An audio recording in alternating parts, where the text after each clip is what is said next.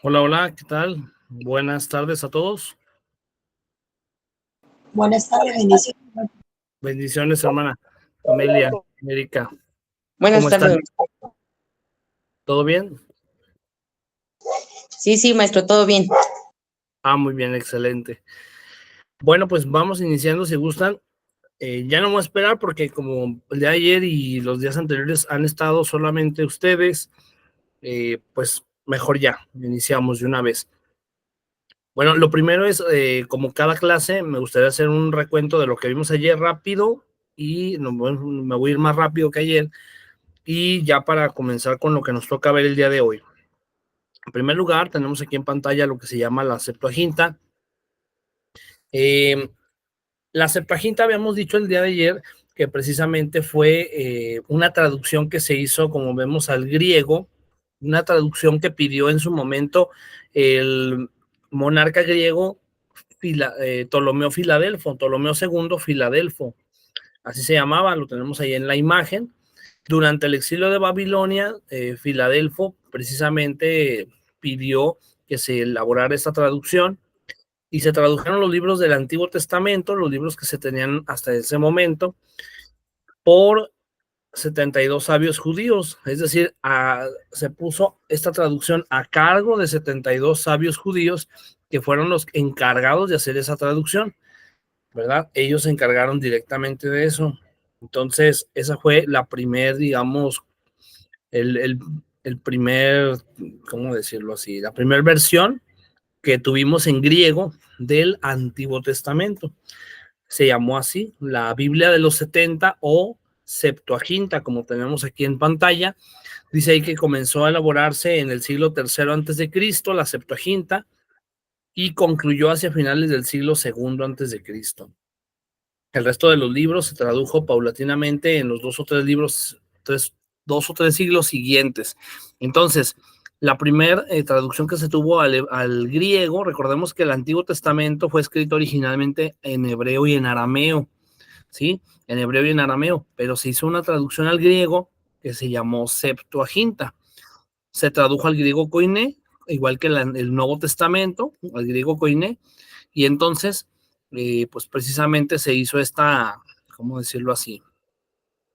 Esta traducción pone el objetivo de que allá, en este caso en Egipto, Ptolomeo Filadelfo quería tener conocimiento de qué contenían o qué mensaje traían esos libros, ¿sí? No es que lo hiciera por religiosidad o por devoción, Ptolomeo Filadelfo, no, sino simple y sencillamente porque en aquel tiempo se usaba que al ser griegos, ellos se sentían cultos, eran hombres cultos. Entonces, ellos tenían lo que llamamos la biblioteca de Alejandría, y en la biblioteca de Alejandría había todo tipo de escritos, ¿sí? Entonces, como parte de ese acervo cultural que solían tener los griegos, pues hacía falta traducir, en este caso, el Antiguo Testamento, que era lo que se tenía hasta el momento. Entonces, se hace esta traducción precisamente con el objetivo de tener en esta biblioteca de Alejandría, tener precisamente también traducidos al griego estos escritos del Antiguo Testamento, iniciando, como dice aquí, por el Pentateuco, o lo que los judíos llaman la Torá, y posteriormente el resto del Antiguo Testamento. Eso fue lo que vimos ayer. Luego después comentábamos que en tiempos de Jesús, cuando Jesús precisamente, lo vemos en Lucas 4, 3 al 12, que se habla de las tentaciones en el desierto, y en otros pasajes Jesús habla precisamente de citar las escrituras, él habla de las escrituras. Cuando se refiere a las escrituras, se refiere precisamente a la Septuaginta o también la Biblia de los 70. Entonces, ya vimos ayer este ejemplo, este texto bíblico, este pasaje en el cual Jesucristo dice, escrito está en 3 ocasiones, y hace referencia a pasajes del Antiguo Testamento, mencionando pues o haciendo alusión precisamente a la Septuaginta, a esta traducción que se hizo al griego. Conforme pasó el tiempo, después de Jesucristo, vino con el pasar del tiempo lo que se conoció como la Vetus Latina. Recordarán ustedes, ayer hablábamos de la Vetus Latina, hablábamos precisamente de que fue una primer versión que se hizo ahora al latín. Teníamos en griego la Septuaginta, ahora al latín pasa a traducirse el Antiguo y también el Nuevo Testamento. Entonces dice aquí, para la mayoría de los libros del Antiguo Testamento, así como para los originales griegos, para los libros del Nuevo Testamento. Entonces, se traduce al latín el Antiguo y el Nuevo Testamento, pero veíamos ayer que había muchísimas versiones precisamente de Vetus Latina. Es decir, había muchas traducciones que se habían hecho, cada quien por su cuenta, digámoslo así, había hecho traducciones al latín, y dice aquí el historiador Bruce Medger que precisamente había, por lo menos en Lucas 24, 4 al 5, más de 27 lecturas distintas. O sea, quiere decir que a pesar de que todo estaba traducido al latín, sin embargo, la traducción que se había hecho a veces no era más bien no a veces, sino en esta ocasión eran todas diferentes, todas eran diferentes las lecturas. Y bueno, aquí quisiera hacer una pregunta, detenerme, que ayer creo que no toqué este punto. Preguntarles, a ver, ¿cuál peligro consideran ustedes que puede haber en la traducción de un texto? Vamos, en este caso es la Biblia, el texto que manejamos nosotros. ¿Cuál es el peligro a la hora de traducir? ¿Qué dicen ustedes? ¿Existirá algún peligro? ¿Se correrá algún riesgo a la hora de hacer una traducción de un idioma a otro? Como en el caso de la Vetus Latina, que había 27 lecturas distintas de un mismo pasaje bíblico.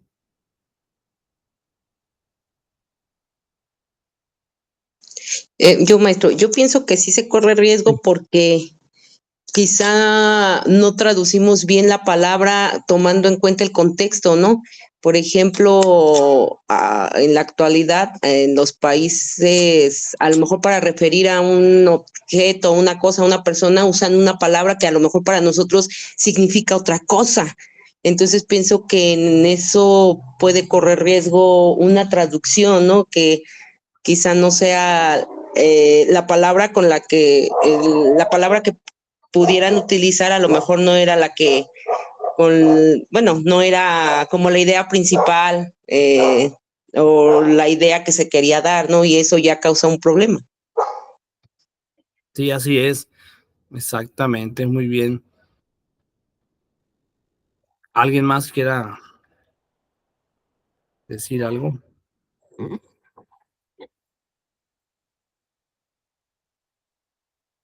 Bueno, efectivamente, como les decía hace un momento, existe ese riesgo.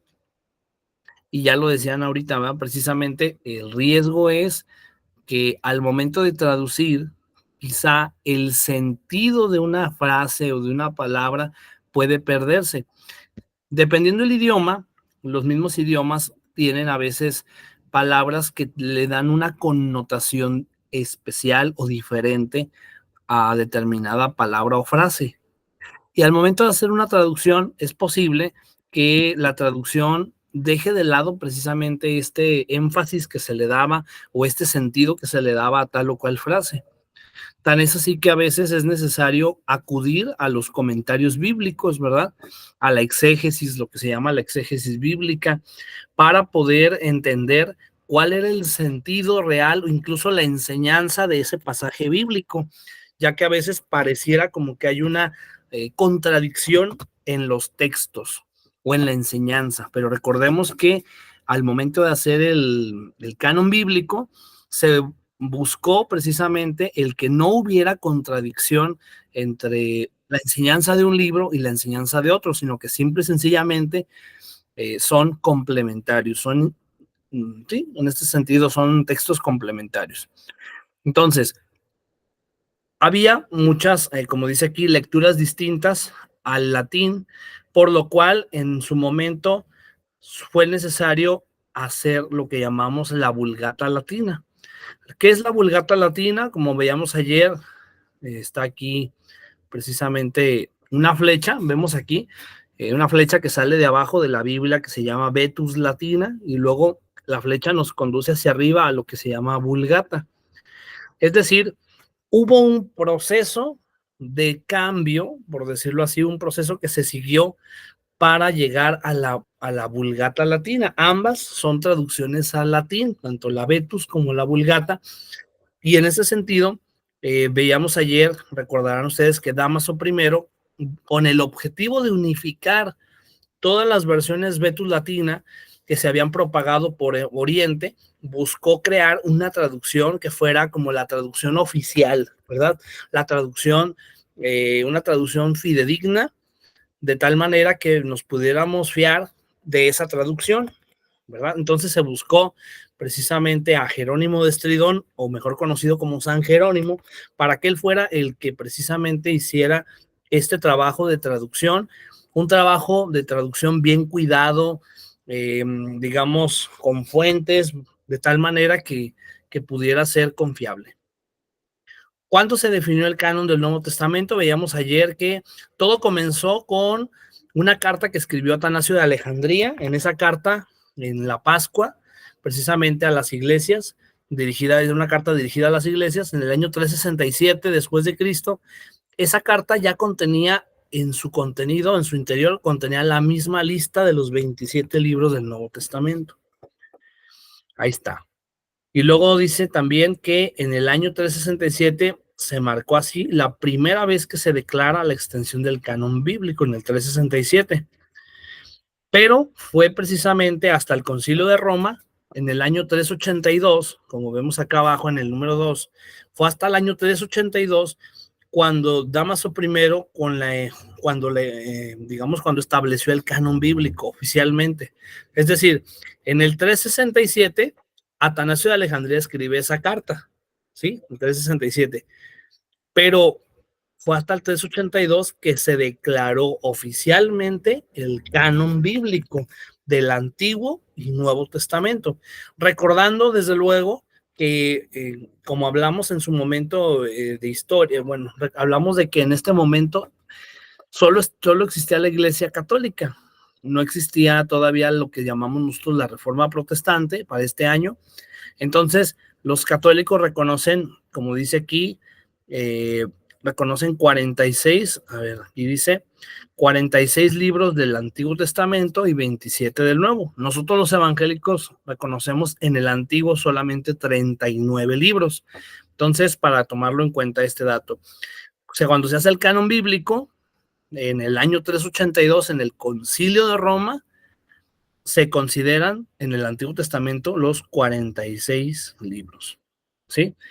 Más tarde hubo otros concilios que fueron los que precisamente reafirmaron lo que el Concilio de Roma definió como canon bíblico. Fue el Concilio de Hipona, el Concilio de Cartago, ahí vienen los años, y el Concilio de Trento, que también en su momento fue decisivo frente a la Reforma Protestante.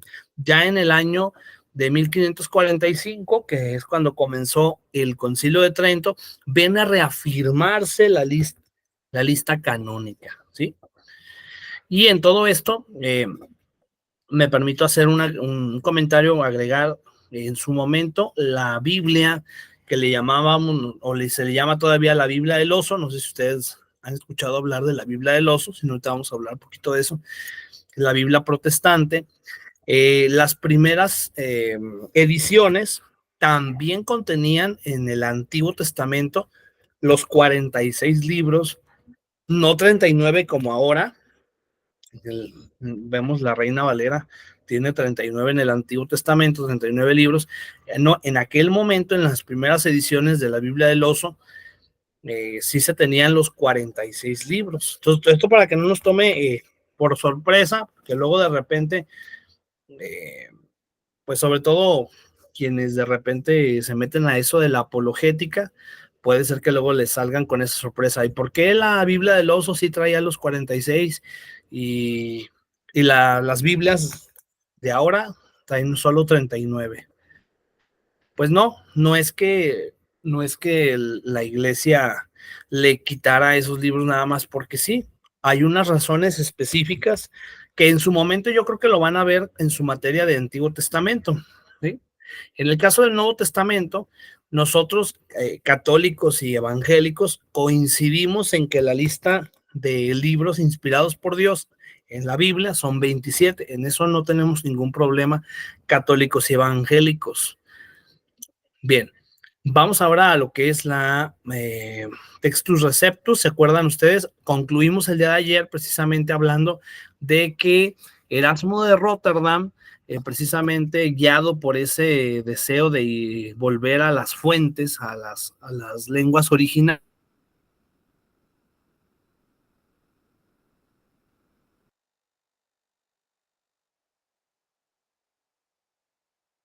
de griegos no muy antiguos, sino ya más tardíos, que se logró escribir.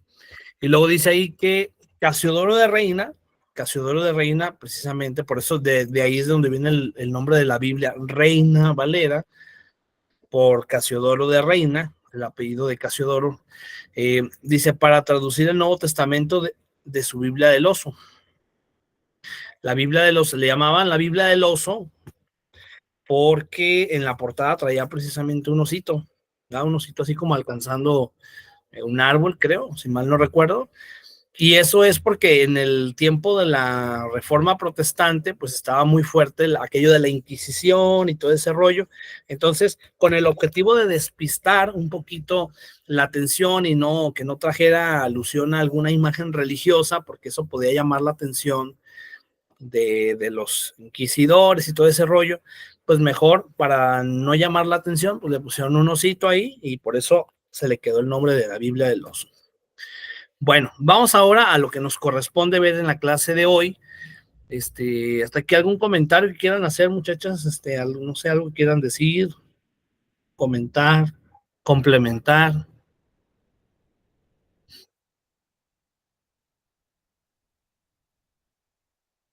¿No? ¿Todo bien? Bueno, vamos a lo que se llama ahora la traducción al español. Vamos a ir viendo cómo es que llega hasta nosotros una versión en español, o lo que en su primer momento fue el castellano. En primer lugar, dice aquí que la primer Biblia que se escribió en español o en castellano, vamos a decirlo así, fue la Biblia alfonsina, porque luego de repente hay personas que creen que la primera traducción y la más antigua traducción al español es la Reina Valera de Biblia del Oso, pero no, no. La Biblia más antigua o la versión, la primera versión que se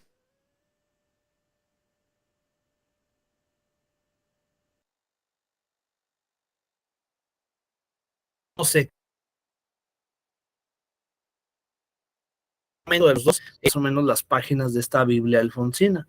Es una Biblia que, como podemos ver, contiene algunas imágenes en color, contiene algún decorado, ¿verdad? Como tipo margen, y está ahí también el contenido. Algunas letras en color rojo, otras en color negro, y bueno, más o menos así se sabe que lucía la Biblia alfonsina.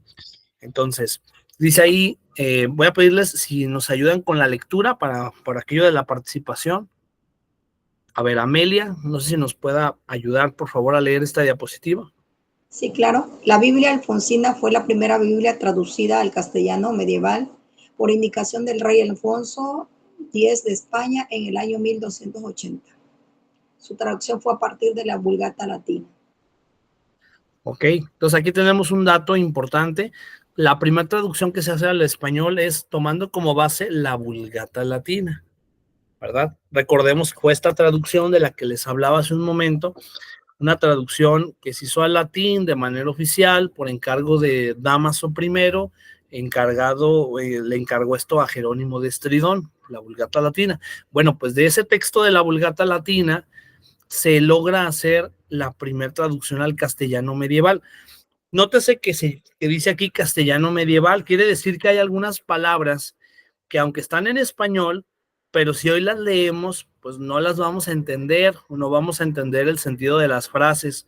¿Por qué? Porque el castellano que se hablaba en aquel tiempo y el español de ahorita, pues es muy diferente. ¿verdad? Por la época histórica es muy diferente. Entonces, no todo lo podríamos entender. Habría incluso frases que se nos harían complicadas, aun cuando están en español, ¿verdad? Entonces, eso para tomarlo en cuenta. Dice aquí que fue por indicación del rey Alfonso X de España. Ahí tenemos la imagen en la parte de arriba de Alfonso X en el año 1280. Ahí está cómo lucía la portada, ¿verdad? La portada de la Biblia alfonsina. Luego viene en segundo lugar, como vemos ahí en número 2, lo que llamamos la Biblia del oso. Ahí está la portada precisamente que les comentaba. Tiene en la portada un osito y está ahí como queriendo agarrar miel o no sé qué de un árbol. Y dice ahí la Biblia, que es los sacros libros del, bueno, ahí está, trasladada en español, algo así dice. Entonces, es una traducción que se hace al español. Si alguien quiere participar, puede hacerlo. Adelante. Maestro, perdón, a lo mejor no es nada de la clase, lo que pasa que aquí en el grupo del WhatsApp, la compañera Teresita dice que está pidiendo acceso a entrar a clase, que ya lleva un ratito ahí, que si le avisábamos. Por eso, perdón, ok. maestro. Sí, no, claro que sí, gracias por comentármelo. A ver, déjenme nada más hacer el cambio aquí. Lo que pasa que como tengo la pantalla en, ¿cómo se dice? Pues no podía ver yo, aquí le pongo permitir y permitir. Ahí está. Ya le puse permitir, pero no sé por qué no aparece aquí. Ahí está ya. Teresita, hola, ¿qué tal? Hola, maestro, disculpe, pero no, ya tenía ratito y no Sí, entraba y estaba también por el celular, pero parece ser que no, que ok. por ahí había alguna falla. Discúlpeme, maestro. Sí, no, no hay problema, no hay ningún problema. Gracias al contrario, gracias por estar aquí en la clase, ¿verdad? Nada más les comentaba eso, que como tengo la pantalla, bueno, ahorita ya estoy viendo aquí la pantalla de la videollamada, pero como estoy proyectando las diapositivas, entonces al momento de proyectarlas no me permite estar viendo ¿cómo se dice? La videollamada, ¿verdad? Si me dice ahí que dar permisos para ingresar, yo no lo había visto y No. es el único detalle.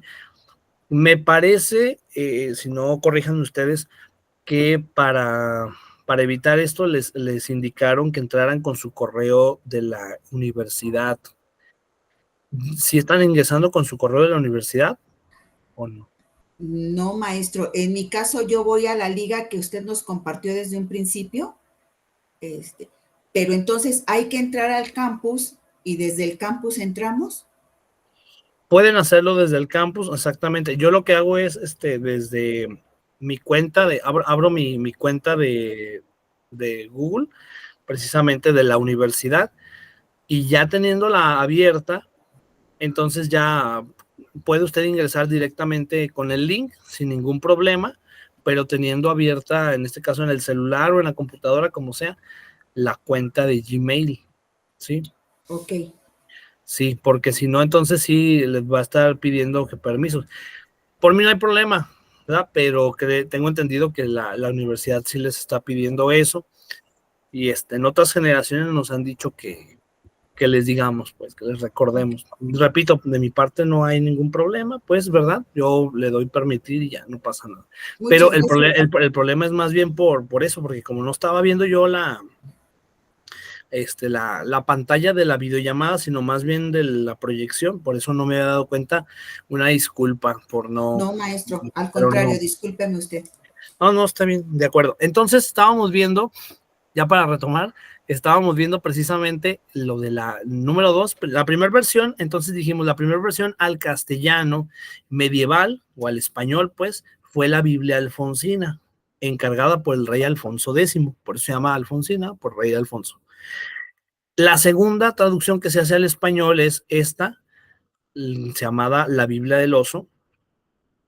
Dice aquí que la Biblia del oso fue publicada el 28 de septiembre de 1569 en castellano. Su traductor fue Casiodoro de Reina. De ahí que nosotros le llamamos a esta Biblia que tenemos le llamamos la Biblia Reina Valera. Reina, pues por el apellido de Casiodoro de Reina, ¿verdad? Dice ahí que era un religioso jerónimo español convertido al protestantismo. O sea, él también era católico y se convirtió a la fe protestante o evangélica, pues. Y dice aquí, es llamada Biblia del oso por la ilustración en su portada de un oso que intenta alcanzar un panal de miel colgado en un árbol, como lo vimos acá atrás, ¿verdad? Entonces, les decía hace un momento, el hecho de haber hecho esto era precisamente para que no tuviera en su portada alguna imagen alusiva a lo religioso, porque pues en ese momento los protestantes eran hasta perseguidos. Entonces, para evitar persecuciones o problemas, se evitó ponerle en la portada alguna imagen religiosa, sino que más bien un oso, y el libro pasaba desapercibido, ¿verdad? Entonces, bueno, dice aquí que para el Antiguo Testamento se tomó como base el texto masorético y para el Nuevo el texto Receptus. ¿Se acuerdan? Ayer veíamos o concluimos la clase hablando del texto Receptus. El texto Receptus fue el que hizo Erasmo de Rotterdam. Erasmo de Rotterdam hace el texto Receptus, que es una traducción que se hace tomando como base 6 manuscritos griegos. Entonces, de ahí fue como se logró hacer la traducción al español, partiendo del texto Receptus de Erasmo de Rotterdam. Y el Antiguo Testamento se hizo a partir de lo que se conoce como el texto masorético. Ahorita vamos a ver más adelante qué es eso del texto masorético.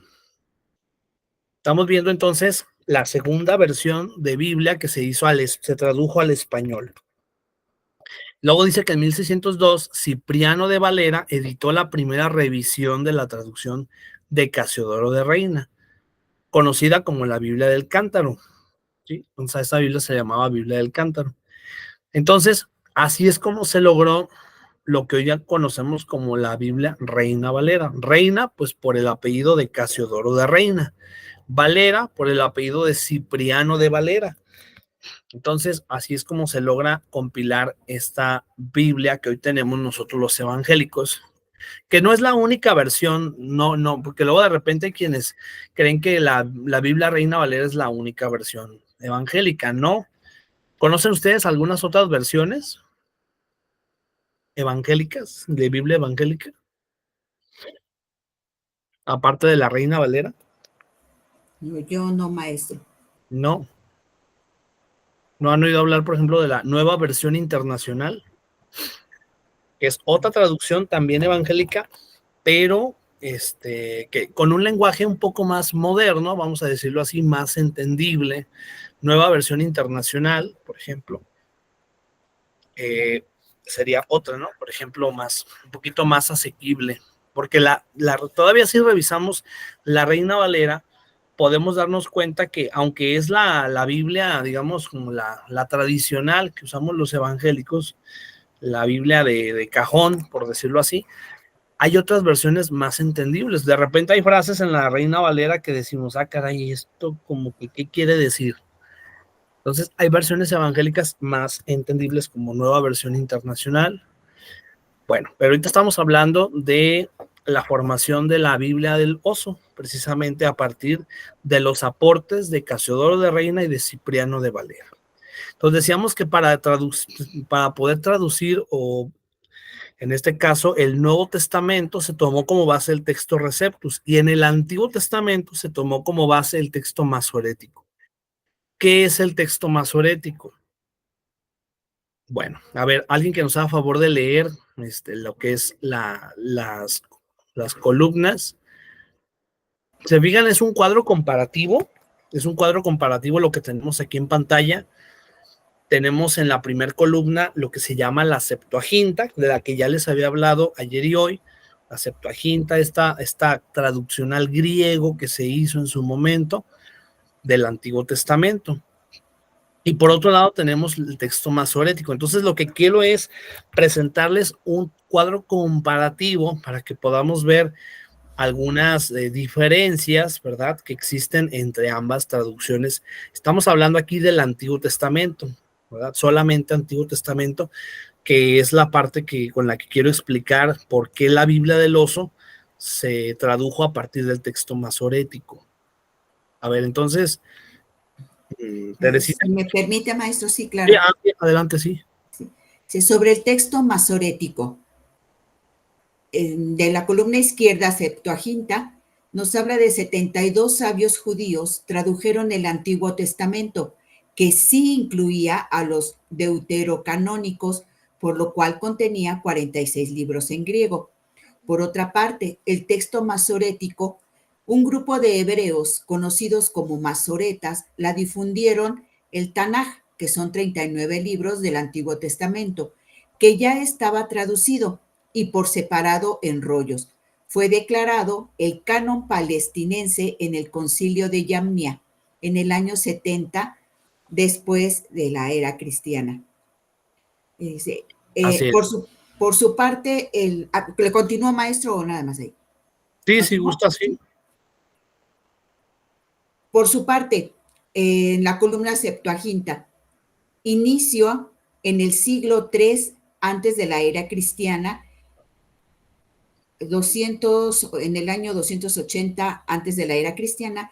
¿Sí es antes de la era cristiana, maestro? Sí, ¿verdad? Sí, así antes es. de la era cristiana, y concluyó hacia finales del siglo II antes de la era cristiana, aproximadamente 100 años antes de la era cristiana.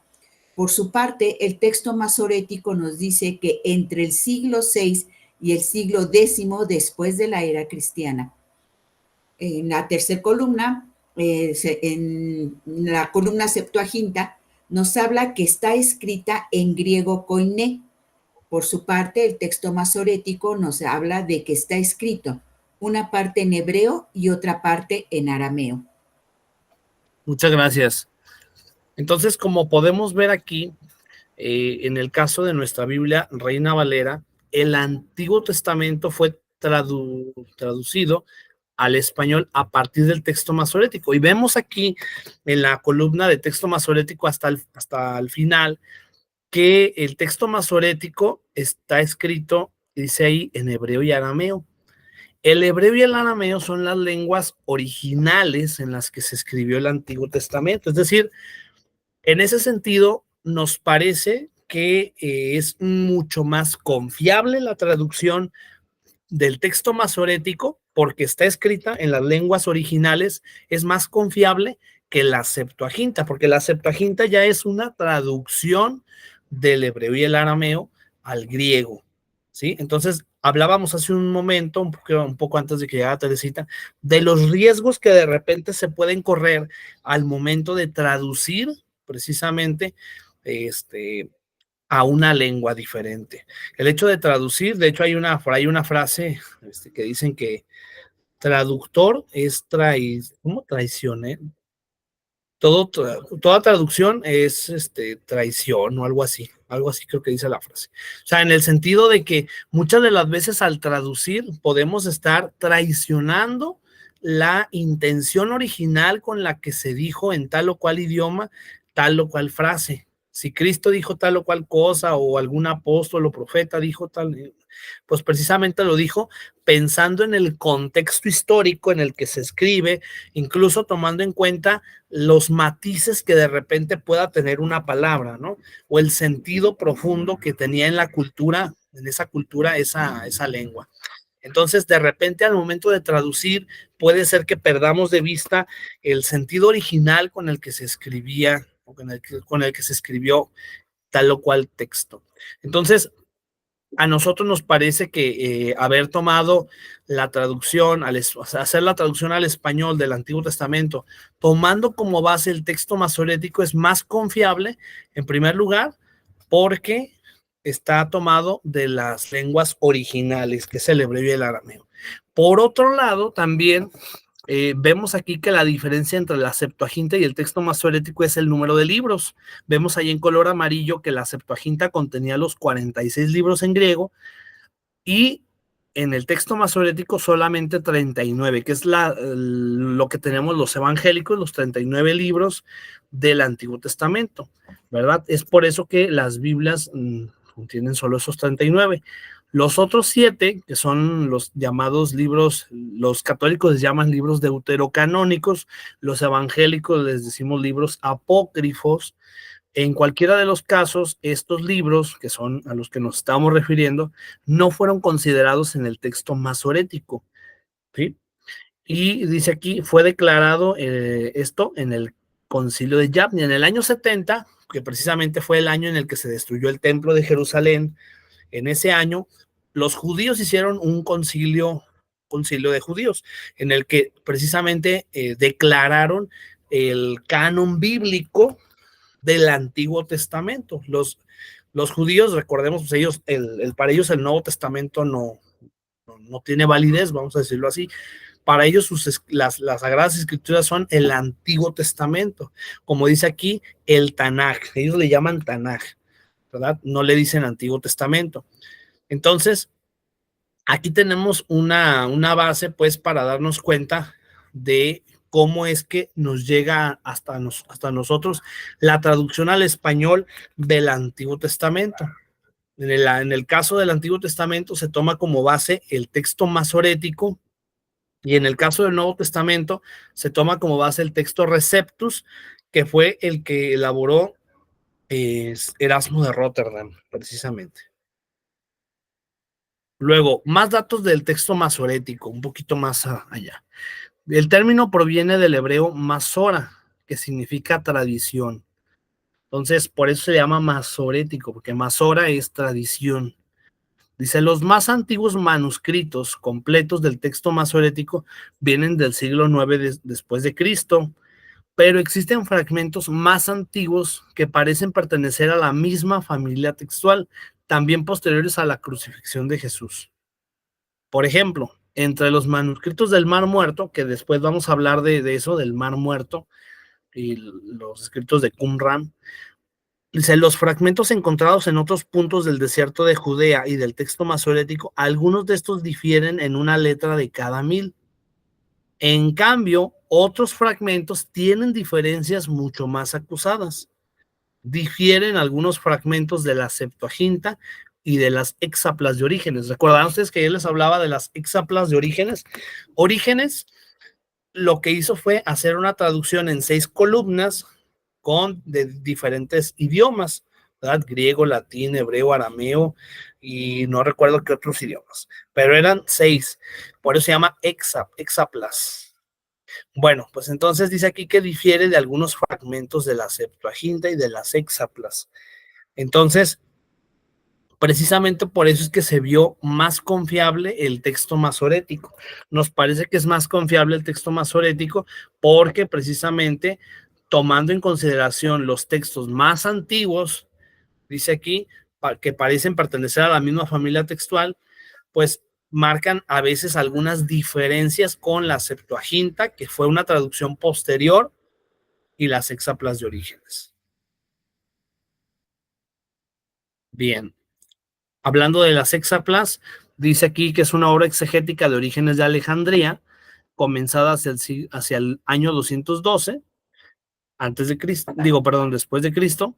Se trata de la transcripción de 6 columnas. Tenemos aquí precisamente, dice, las columnas corresponden a versión en hebreo, la 2 es hebreo, pero con caracteres griegos, versión griega de Aquila de Sinope, griega de Símaco de Bionita, la Septuaginta, y la versión griega de Teodosion.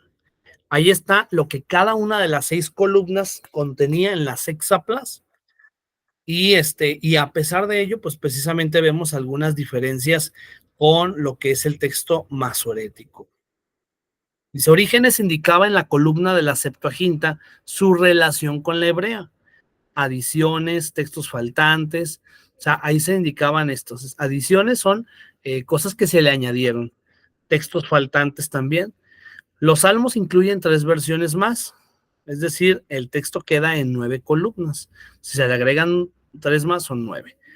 Luego dice, la obra completa se ha perdido, dado que al parecer no se hicieron nunca copias de ella y permanecía como obra de consulta de la biblioteca de Cesarea. Sin embargo, se conservan numerosos fragmentos. Esto quiere decir que solamente se conservan algunos fragmentos de las hexaplas de Orígenes, pero no la obra en su totalidad. ¿sí? Desafortunadamente no se conserva ni siquiera una copia de la obra completa de las hexaplas.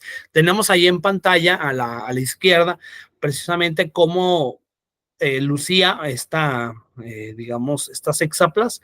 Vemos que está ahí como en columnas, aunque ahí solamente se alcanzan a percibir 4 columnas, ¿verdad? Pero más o menos así, en internet es lo que se tiene acerca de esto de las hexaplas. 3, la Reina Valera, tercera versión al español. Ya vimos, en primer lugar, la Biblia Alfonsina, fue la primera Biblia que se tradujo al español. La segunda, la Biblia del Oso. Y tercero, la Reina Valera. Dice, hoy en día la Reina Valera, con varias revisiones a través de los años, ustedes deben de saber que la Biblia Reina Valera 1960, que es la que más se suele utilizar, no es la única edición de Reina Valera. O sea, a lo largo de estos años que están aquí marcados, se han hecho algunas revisiones, tal vez algunas mejoras, ¿sí? Recordando que la Reina Valera del 60, pues también, debido al año en el que se escribió, tiene algunas frases que de repente sí dice uno, caray, pues, ¿qué quiso decir aquí? Entonces, hay algunas versiones un poco más actualizadas, por decirlo así. Dice aquí, es una de las Biblias en español más usadas por gran parte de las iglesias derivadas de la Reforma Protestante, incluyendo las evangélicas, así como por otros grupos de fe cristiana, ¿sí? La Reina Valera 1960, yo aquí tengo una, precisamente, que es la que utilizo pues para la predicación y para los estudios, de repente, o para la oración, ¿no?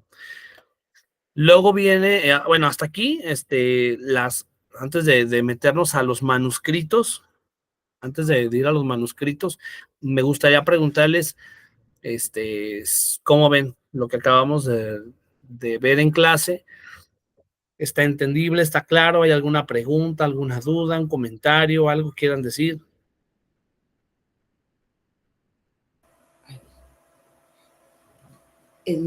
Maestro, a mí se me hace muy interesante todo esto. A mí me gusta mucho la historia, por supuesto que todo esto para mí es muy nuevo. Y me disculpo, maestro, y disculpe por favor mi ignorancia y todos mis compañeros. Maestro, ¿qué debo de entender por iglesia evangélica?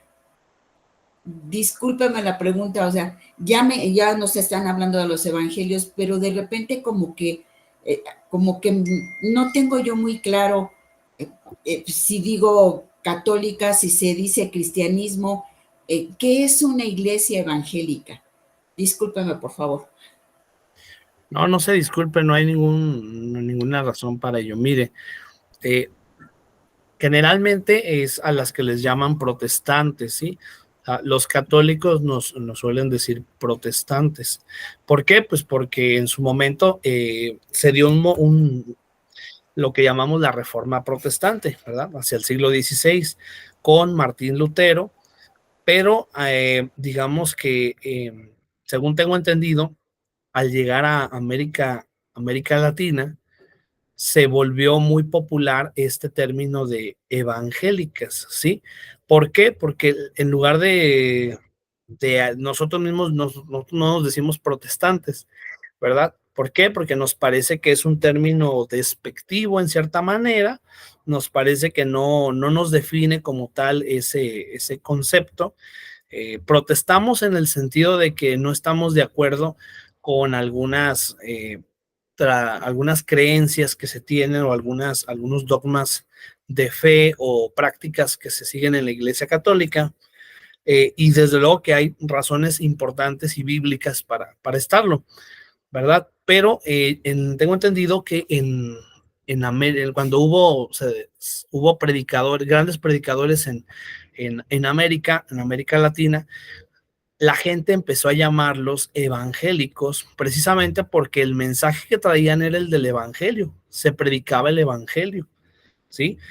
Entonces, hubo grandes predicadores como Billy Graham, por ejemplo, por mencionar a uno, Martin Luther King, o sea, que precisamente hablaban y en sus predicaciones o en sus eventos era hablar del evangelio, hablar precisamente de Cristo. Entonces de ahí nace el hecho de llamarnos evangélicos. El término evangélico es un término que, digamos, engloba a todas las denominaciones cristianas no católicas, ¿sí? Entonces, dentro del cristianismo evangélico podemos encontrar denominaciones tan variadas, ¿verdad?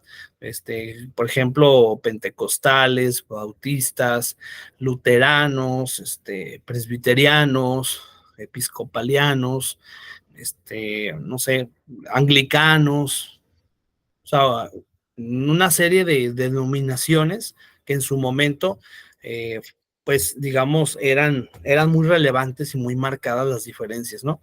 Hoy en día existen iglesias cristianas que no son precisamente denominacionales, ¿sí? Vemos, por ejemplo, algunas iglesias, sobre todo iglesias, digamos, estamos hablando de congregaciones nuevas que precisamente de repente no tienen un edificio propiamente de iglesia, abren a lo mejor algún local, generalmente ese tipo de congregaciones no son denominacionales. Las iglesias denominacionales o las iglesias históricas generalmente tienen ya sus, pues digamos, sus templos, por llamarlo de alguna manera, sus templos los tienen ya incluso bien construidos y son grandes. Y generalmente las iglesias cristianas que no son denominacionales, pues suelen a veces abrir que un local o así, ¿sí? Entonces, en general, podríamos decir que el término evangélico se le aplica de manera genérica a todos aquellos que estamos en alguna denominación o en alguna iglesia no denominacional, pero que no somos católicos, ¿sí? O sea, digamos, en ese sentido, podríamos decir que protestante y evangélico son términos equiparables, en cierta manera, ¿verdad? Y bueno, eso es lo que yo sé. No sé si las compañeras quisieran agregar algo, comentar algo sobre esa pregunta. Gracias, maestro. Sí, por nada. Bueno, entonces vamos a pasar a lo que sigue. Nos quedan todavía 9 minutos. Y si no hay preguntas sobre las traducciones al español, que fueron la Alfonsina, la Biblia del Oso y la Reina Valera, desde luego que hay muchas más. O sea, no son las únicas traducciones al español. Posteriormente hubo otras traducciones. Aquí solamente estamos viendo como las 3 principales, por decirlo así, pero claro que ha habido muchas más traducciones, sobre todo en el ámbito católico. Por ejemplo, podemos encontrar la Biblia latinoamericana, la Biblia de América, ellos también, la Biblia de Jerusalén, ¿verdad? En el caso de los católicos, Biblia para los jóvenes, yo también he visto Biblia para los jóvenes, con ilustraciones, con comentarios bíblicos, o sea, hay muchísimas traducciones al español de Biblia hoy en día, desde luego, no son las únicas, claro que no. Aquí estamos viendo solamente algunas, digamos, como principales, ¿no? Vamos a ver ahora lo que se llama los manuscritos del Nuevo Testamento. Nos vamos a meter un poquito a hablar de esto, que son los textos más antiguos que con los que contamos. Desde luego que no contamos con todos los manuscritos del Nuevo Testamento, no. Vamos a ir viendo que se cuenta con algunos fragmentos, incluso esos fragmentos son copias, ¿verdad? Copias, no es el original que se tienen pues en ciertos como museos. Primeramente, los manuscritos del Nuevo Testamento son, dice aquí, más de 5,800 en griego, completos o fragmentados. Entre completos y fragmentados tenemos en griego más de 5,800. En latín, más de 10,000 manuscritos de la Biblia en latín. Y luego dice aquí que en otros idiomas como el siriaco, el eslavo, el gótico, el etíope, copto y armenio, en esos idiomas se tienen más de 9,300 manuscritos escritos del Nuevo Testamento, ¿sí? Luego dice ahí que las fechas de estos manuscritos oscilan entre el 125, que es el manuscrito más antiguo, Se le conoce como el papiro 52 o P52, o también llamado John Ryland. John Ryland se le llama. Es el fragmento más antiguo que se tiene de una copia del Evangelio de Juan. O sea, como les decía hace un momento, ni siquiera son los originales. Es un fragmento, ni siquiera es el libro completo de Juan. Es un fragmento de una copia del Evangelio de Juan. Y ese es el más antiguo que se tiene. Se le llama Papiro 52 o P52 o John Ryland, como quieran llamarle, de las tres maneras se le puede llamar. Y es lo más antiguo que se cuenta del Nuevo Testamento, ¿verdad? Y dice ahí que el Evangelio de Juan dice hasta la introducción de la imprenta en Alemania en el siglo XV. Lo dice, la gran mayoría de estos manuscritos datan después del siglo X. Después del siglo X. Entonces, ahí tenemos una compilación precisamente de manuscritos que se tienen del Nuevo Testamento. Tenemos aquí más información del papiro 52, que es el que les comentaba hace un momento. De hecho, ahí tenemos en la imagen cómo luce ese papiro 52. Vemos que es un pedacito, es un fragmento, no es algo, una hoja completa, ni siquiera, no, es un fragmento del Evangelio de Juan. Dice ahí que se le conoce de estas tres maneras que ya les había comentado, papiro 52, o la abreviatura es P52, o también papiro de Ryland, John Ryland, o el fragmento de San Juan, también así se le conoce. Dice que es el más antiguo de los papiros conocidos del Nuevo Testamento. Está conservado actualmente en la biblioteca John Rylands en Manchester, en el Reino Unido.